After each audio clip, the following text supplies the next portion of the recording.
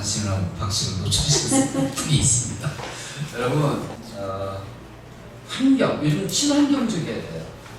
그 다음에 사회적 책임이 무엇인가를 생각하셔야 돼요. 내가 지금 하고 있는 일이 친환경적인가? 그리고 사회적으로 어떤 영향을 주고 어떻게 기여하고 있는가를 생각하시는 것이 바로 ESG 경영이거든요. 지금 제가 이 일을 30년 동안 해왔습니다. 그러면서 어떤 그 변화를 줄 수밖에 없는 환경에 제가 노출됐었습니다. 2월달에. 그러면서 새로 정비를 했어요. 정비를 하면서 확실하게 내가 해야 될 일이 무엇인가가 키워드가 완전히 정립이 된 거죠. 먼저는 저를 찾아오시는 분들이 면접 때문에 와요. 대인 면접, 취업 면접, 승진 면접, 방송, 출연까지 오십니다. 그런 분들은 개인 코칭으로 가고 있고요. 그리고 또 수직 강좌, 수요 강좌, 토요 강좌, 월요 명사 과정 있습니다. 또 한 가지는 출강인데요. 3년 동안 외부 강의가 거의 없었습니다.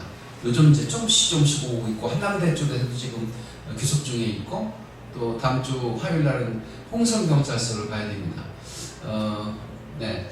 그래서 이제 강의가 연결이 될 것 같고요. 또 이제 이성환 교수라고 배대학교 컨설팅 대학원의 겸임 교수를 저를 시켜준 교수가 이성환 교수인데 지금은 전국에 망을 가지고 있습니다. 지식 서비스 사단법인을 가지고 있으면서 지자체를 평가하는, 인증 평가하는 그런 일을 하고 있어요. 그래서 연구원들이 전국에 있습니다. 한 120명 정도 있는 걸로 알고 있는데요. 그런데 옛날에는 일만 생각했어요. 내가 강의 잘하면 되지. 그리고 나 책 쓴 저자야. 그래서 서울에서 2017년도 1년 6개월 동안에 내려왔던 친구가 있었는데 어제 인터뷰하고 저녁식사 같이 했거든요. 정재모님이라고. 정재모님이 매주 토요일마다 KTX 타고 내려오는 거예요. 근데 그때 무슨 생각을 했을까요? 당연하지. 서울에서 못 오겠어? 제주에서도 오던데? 이렇게 건방진 생각을 했어요. 근데 그게 얼마나 열정을 가지고 얼마나 어떤 갈급함을 가지고 찾아왔을까를 생각하면 감사하고 귀한 분이잖아요. 근데 당연시했단 말이죠. 사람이 귀한 걸 알아야 된다는 생각을 최근에 하고요. 나는 어떤 소임을 가지고 현재 이 강의를 하고 책을 쓰고 있는가. 여러분도 마찬가지예요. 각자 전문적인 영역에서 지금 사회적으로 책임감을 가지시고 소신을 가지고 일을 하고 계시잖아요. 나는 어떤 소명의식을 갖고 일을 하고 있는가, 어떤 소신을 갖고 호의케어를 지금 기업을 운영하고 있는가, 이런 것들을 생각해야 돼요. 두 번째는 나는 사회에 어떻게 기여하고 있는가를 생각하셔야 됩니다. 더 나아가서 제가 고민하는 건 뭐예요? 나는 얼마나 인간적이었던가, 나는 얼마나 인간적인가. 너희의 타산적이고 이기적이고요. 그리고 신의를 추구하고요. 뭐 이런 사람들이 별로 안 좋아해요. 안 좋아하니까 돈도 안 좋아해요. 돈이 안 붙어요. 네. 정인주님이 돈을 잘 버는 이유는 인간적이기 때문에. 네. 집에 황수가 있는지 경우가 있는지 따지지 않고 그냥 신랑을 보고 이제 시집을 간 거거든요. 얼마나 인간적인가. 이렇게 여러분 손을 얹고 이렇게 생각해 보실까요? 이렇게 따라서 하시겠습니다. 나는 얼마나 인간적인가. 시작. 나는 얼마나 인간적인가. 혹시 너무 실비만 추구하고 계산적이고요. 아주 요즘 면접 저한테 수강 의뢰를 하잖아요. 그러면 영악해야 돼. 그래서 화가 날 때가 있어요. 내가 이 일을 해야 돼. 얘네들하고 같이 내가 교육을 해야 될까? 이런 생각이 들 때가 문득문득 있어요. 왜냐하면 영악스러워요. 비교해요. 여기 뭐 대전에 한 6군데가 있거든요. 면접 잘하는 데가 다 비교하고 한 바퀴 돌고 와요. 평가당하고 있다는 생각을 들면 기분이 나빠요. 나 교육자인데, 그래도 사회교육자인데 교육자를 애들이 평가하고 있어요. 점수 매겨가지고 딱 온다고요. 그래서 경쟁력이 있으니까 지금 뭐 이제 이렇게 오고 있는데 다는 아닐 거예요. 아마 일부는 다른 쪽으로 빠지는 거, 일부는 저한테 오는데 그래도 다행스럽게 경쟁력을 가지고 있다는 것이고요. 어제는 아침 9시부터 오후 4시까지 연속 그러니까 쉬는 시간, 점심시간 없이 4시까지 했으니까 7시간 그냥 마라톤 강의를 했네요. 근데 힘들지 않고 재밌었어요. 왜냐면 애들 세계로 빠져들어요. 수시를 준비하는 애들은요, 좀 이제 그 상위권 아이들이에요. 그래서 다 자기 세계관이 있어요. 어떤 아이는 물리학자가 되겠다, 어떤 아이는 화학과 생명으로 연결해서 생명 화학자가 되겠다. 그러면 이제 의약품 개발하는 쪽이고요. 어떤 친구는 화학을 공부하는데 환경 쪽으로 관심이 있다 해서 화학 환경 전문가 쪽으로 가는 것이고, 어떤 아이는 뭐 교대를 나와서 수동교사가 되겠다, 사대를 나와서 물리 학자가 되겠다, 치료사가 되겠다, 군무원이 되겠다. 다 꿈을 가지고 오니까 재밌어요. 아이들마다 다 심지가 굳건하고요, 세계관이 이미 구축되어 있어요. 말이 고등학교 3학년이지 실은 걔들하고 대화 나누는 거 보면 대학교 수준인 것 같아요. 그래서 그런 아이들하고 푹 빠지니까 힘들지도 모르고 밥 안 먹었는데도 배고프지도 않고 했습니다. 그래서 이제 6시에 몇 명을 만났어요. 저는 자리가 한 명 약속이 되면 이상하게 막 연결돼서 4명, 5명이 되더라고요. 그래서 저녁을 먹는 것까지는 좋았는데 노래방을 가세요. 70, 80을 가세요. 근데 별로 안 좋아하거든요. 그래서 결국은 끌려갔다가 너무 힘들어서 중간에 살며시 빠져나왔어요. 네. 결국은 참 멀리서 찾아오는 사람들이 있다는 것이 귀하고 또 감사하다는 생각을 가져야 되겠고, ESG 그 환경과 또 사회적 책임감이 무엇인가를 생각하면서 훨씬 더 인간적인 모습으로 우리가 살아갈 때 입소문이 나고 좋은 평가를 받을 수 있지 않을까 생각을 합니다. 감자빵, 춘천 명물입니다. 직원만 해도 100여 명이 넘고, 그 넓은 농장을 가지고 있고 큰 창고 같은 카페를 가지고 있는데 나중에 낙원 떡집도 카페처럼 큰 창고형 떡집을 하나 가지시기 바랍니다. 그런 의미에서 모두에게 그런 그 ESG 경영에 의해서 여러분들의 사업이 더 확산되기를 축복하는 박수를 각자 드리겠습니다. 그런데 여러분 23쪽에 보면 안녕하십니까? 자신감이 넘치는 이 세상의 주인공 윤치혁입니다. 여러분들은 자신감을 가지고 계십니까? 이 자신감은 어떻게 해서 만들어지죠? 실력과 도덕성으로 만들어지는 겁니다. 실력을 겸비해야 됩니다. 도덕적으로 투명해야 됩니다. 네, 편법이 아니라 정법으로 도전해야 됩니다. 문제가 있으면 피해가지 말고 전공법으로 타파해야 됩니다. 그 다음에 나는 나를 자랑스럽게 생각한다. 아까 이미소 얘기했잖아요. 자기의 그 약점이 오히려 장점이 될 수 있었다는 얘기죠. 그 다음에 나의 능력과 선택을 믿고 있습니다. 믿음의 능력, 감사의 능력, 즐길 줄 아는 능력, 긍정의 힘, 끼리끼리.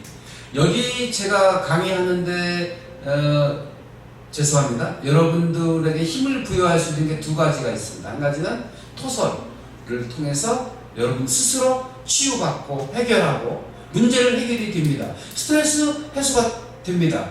갈등 해결이 됩니다. 토설에 의해서 다 그냥 불살라버리고 여러분들 정화가 됩니다. 내적 정화. 그럼 또 하나는 초긍정의 힘을 넘어서 무한긍정의 에너지를 심어주고자 노력을 하고 있습니다. 제가 긍정화법이라는 책을 썼잖아요. 부정도 뒤집으면 긍정이 된다. 한번 따라서 하실까요? 시작. 부정도 뒤집으면 긍정이 된다. 부정적인 일이 얼마나 많아요. 우리가 살아가면서 맞닥뜨리는 문제점들, 그리고 갈등들, 그리고 근심 걱정들, 얼마나 많습니까?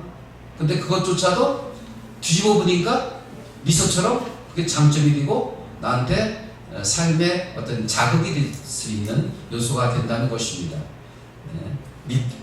어디죠? 즐길 줄 아는 능력, 긍정의 힘. 그 다음에 오픈마인드 법칙. 어떤 사람들은 꼭 가리고 있어요. 나의 단점, 아킬레스건을 숨기고 있어요. 근데 여기는 오픈하는 거잖아요. 오픈마인드. 탁 열어놓으면 우주의 기운을 받을 수 있다고요. 그 다음 무대뽀. 때론 무대뽀로 밀어붙이는 정신도 필요하고요.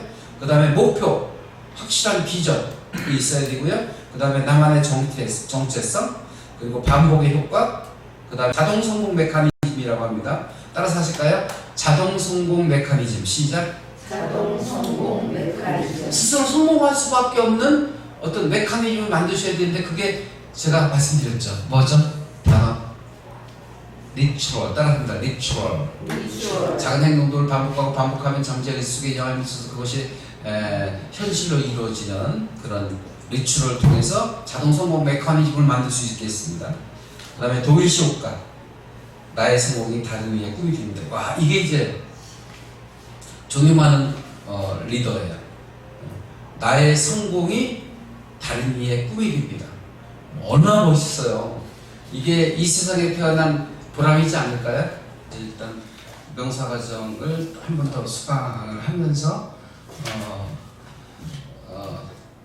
K 코칭을 시간 나실 때 잡아서 할 일도 하고 여기 이제 나오시고 있는데, 아니 K 코칭 들어가기 전에 벌써부터 많이 풀려버렸습니다. 뭘까요? 말투가 예뻐졌어요.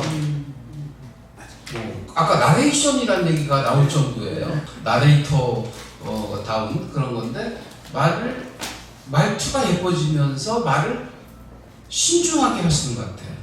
그러면서 머릿속에 그림을 그리면서 말을 하는 거 아닌가. 그게 바로 뭐냐면 로직이에요. 이런 저 틀. 이런 저 틀 없이 그냥 무대뽀로 올라오면 말이 될 줄 아는데 말이 안 되잖아요. 엉키잖아요. 도대체 어디서부터 어떻게 말을 해야 될지 그냥 머릿속에 그려지지가 않는 거예요. 따라합니다. 키워드로 그림을 그리고 말아야 한다. 시작. 키워드로 그림을 그리고 말한다. 키워드로 그림을 그린다는 게 막연한데 그게 바로 지금 이야기하고 있는 로직입니다. 이런 좀 틀.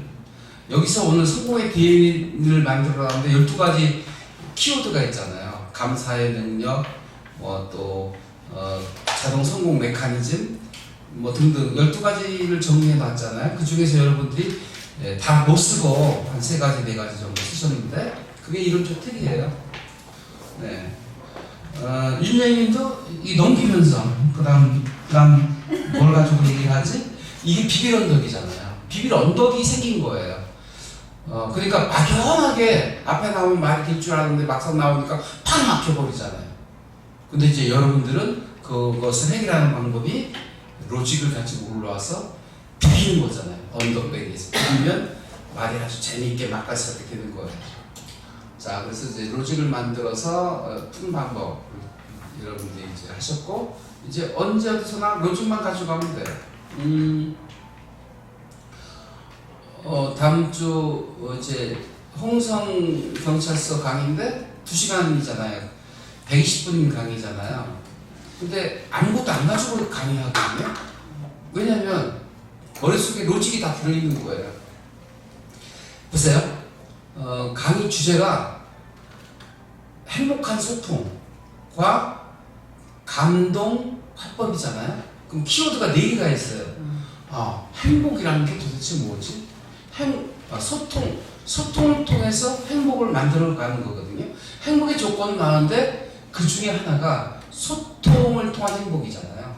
그러니까 행복을 얘기하고 소통하는 법을 얘기하고, 그리고 이제 고객을 만나는데 고객 감동을 넘어서 고객을 절도시켜라 이런 얘기 하잖아요. 고객 감동을 시키는 방법이 뭐가 있을까? 여러 가지가 있는데 화법을 통해서 고객을 감동시키는 법, 화법.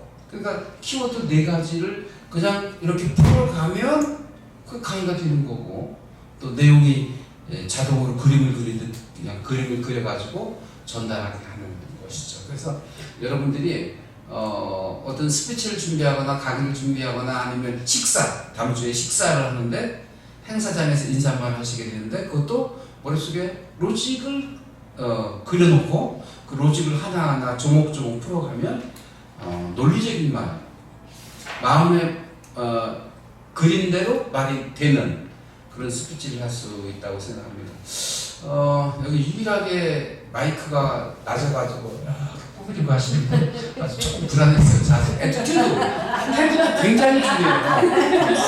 뽑으려고 하니까 불안한 거예요. 저러다가 넘어지진 않을까, 아니면 코를 대진 않을까, 이런 불안감이 있었거든요. 그래서 그 홈그라운드의 이점이라는 게 있잖아요. 익숙해야 되거든요. 그러면 이 상태에서 홈그라운드 이점처럼 살려고 하면 이거 이렇게 올리시면 되거든요. 이제 이거 해서 가장 적합한 환경에서 스피치를 해야 됩니다. 딱 피고 하시면 얼마나 멋지고 아름다우실까. 근데 키가 커가지고 가만히 그래서 이제 파워 포지션이라고 하거든요. 가장 기가 몰려있는 곳에 딱 중앙에 서서 환경을 딱 조정해놓고 스피치를 하시고, 그리고 조금 더 아쉬운 건 있다면 스피치나 소통은 뭐죠? 일방적으로 풀어가는 게 아니라고 했잖아요. 그래서 내가 늘 어디 가나 이 얘기 하거든요. 따라서 합니다. 스피치 하지 말고 토크하라. 시작. 스피치 하지 말고 토크하라. 스피치는 혼자 하는 거예요. 혼자 준비해놓고 막 주제립지도 열심히 하는 거예요. 그러면 그럴수록 사람들은 딴전 피워요. 다 다른 생각하고 선글라스 끼고 잠을 자고 있거나, 아니면 만화를 보고 있거나, 아니면 스마트폰을 하고 있거나 그렇거든요. 근데 그래서 제가 내내 2시간 동안에 뭘 하냐면 질문하는 거예요. 질문하고 답하고 거기에 대해서 설명해주고, 그러면 졸 새가 없어요. 2시간 내내 막 정신 바짝 차리고 저 함께 놀아 수밖에 없다고. 놀아난다는 표현을 하려고 해야 좀 표현이 좀 그래서 같이 놀 수밖에 없다고요. 그게 바로 질문하는 거예요. 스피치 하지 말고 토크하라, 대화하라, 보고 바라보면서. 그러면 뭐가 되나요? 자동으로 포즈가 적용이 돼요.